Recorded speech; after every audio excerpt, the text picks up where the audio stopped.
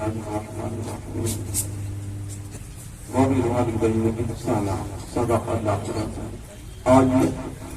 تو سننے سنانے کو میں نے دونوں عالم کے مالک مختار ہمارے سرکار صلی اللہ علیہ وسلم کی بات ہمیں درود و سلام کا نذرانہ پیش کریں اللہم صلی علی سیدنا و مولانا محمد الوسیلۃ والفضیلۃ وسلم الصلاۃ والسلام علیک یا رسول اللہ صلی اللہ علیہ وسلم.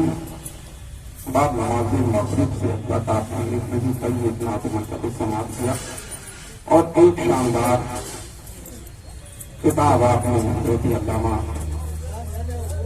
سید احمد میاں صاحب کی اجلاس سے آپ نے سماعت کیا. میں بھی تھوڑی دیر کے لیے حاضر آیا. اللہ کی بارگاہ میں دعا کہ مولا ہم سب کا یہاں اکٹھا ہونا بیان کرنا سماعت کرنا قبول فرمائے اور اسی کو ذریعے نجات بنا دے. تھوڑی دیر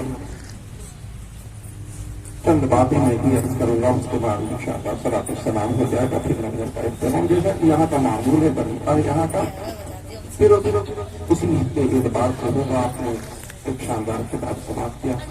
درود پاک پڑھیں تو میں عرض کر دوں اللہم صلی علی سیدنا و مولانا محمد الوسیلۃ والفضیلۃ وسلم الصلاۃ والسلام علیک یا رسول اللہ صلی اللہ علیہ وسلم.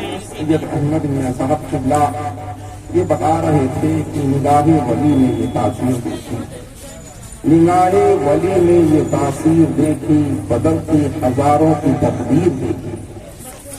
ذکر کا رہتے کہ نگاہ ولی نے یہ تاثیر دیکھی, بدلتی ہزاروں کی تقدیر دیکھی, اور نہ ہو آرام جس بیمار کو سارے زمانے دے, نہ ہو آرام جس بیمار کو سارے زمانے میں اٹھا دے جائے تھوڑی خاک ان کے آستانے سے, اٹھا دے جائے تھوڑی خاک ان کے آستانے سے.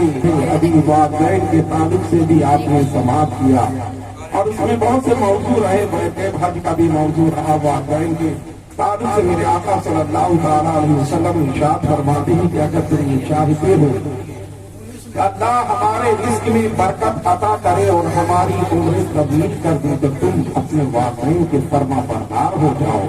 اللہ تمہارے رزق میں برکت عطا کرے گا اور تمہاری عمر طویل کر دے گا. آپ ذرا سوچے پیغمبر اسلام صلی اللہ علیہ وسلم ارشاد فرماتے ہیں والدین کی خدمت گزاری, والدین کی تیمارداری, والدین سے محبت کرنا, والدین کی خدمت کرنا. آپ ذرا سوچیں کہ پیغمبر اسلام صلی اللہ علیہ وسلم ارشاد فرماتے ہیں کہ جو یہ شخص چاہتا کہ ہمارے رزق میں برکت ہو اور عمریں طویل ہو جائیں تو تم اپنے والدین کے فرما بردار ہو جاؤ, والدین کی خدمت کرنے والے ہو.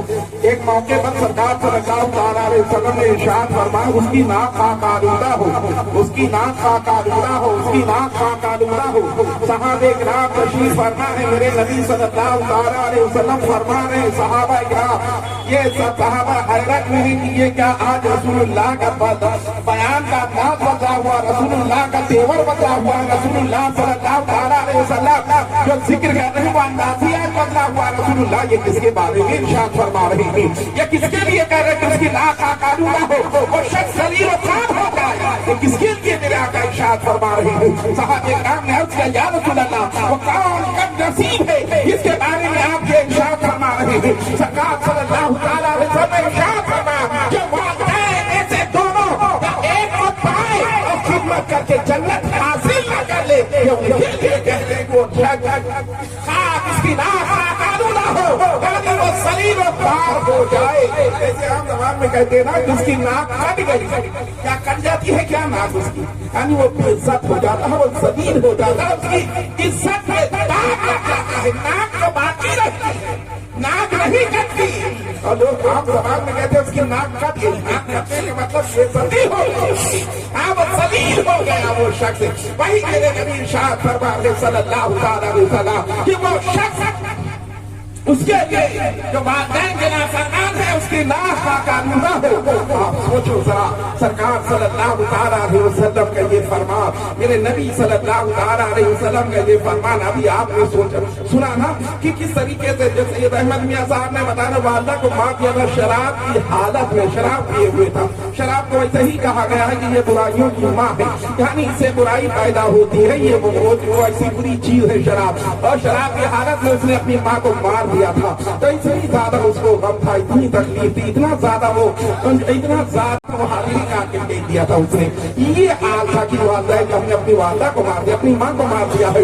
ہاں ذرا سوچیں کہ میرے آقا صلی اللہ تعالیٰ علیہ وسلم نے والدین قرآن آپ دیکھیے ذرا بہت لمبی بات نہیں کیونکہ موسم کا بھی اثر ہے, لمبی بات نہیں, لیکن آپ کو میں کیول ایک واقعہ سناتا ہوں. آپ نے مشہور نام سنا ہوگا اورنگزیب اور امیر علیہ رحمہ.